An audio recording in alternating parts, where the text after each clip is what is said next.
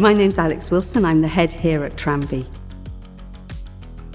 We're an independent day school for children aged 3 to 18. Our pupils come to us from Hull, East Yorkshire and North Lincolnshire. Technology is a core part of the education we provide here, particularly since the periods of lockdown that we all experienced. This has actually given us a platform to build on what we use. We've been developing our infrastructure to support our mobile learning. This has included using tablets in classrooms, personal devices used by the pupils and by the staff as well.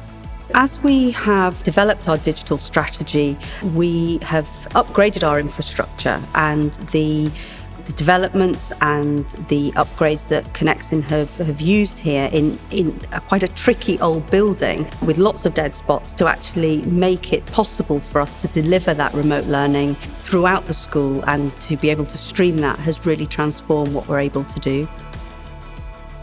Connexin's infrastructure upgrades provide us with high-speed, uninterrupted Wi-Fi to every area of the school.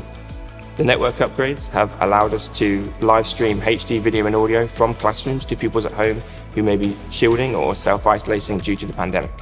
The installation took a few days at best, and even then it was during the half term, working around our busy schedule, not disrupting any learning whatsoever.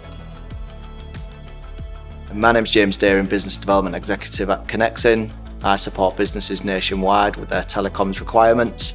Anything from connectivity, managed Wi-Fi, CCTV, door access control or telephony. Compared to other providers, we operate our own networks, meaning we can provide cost-effective, flexible solutions.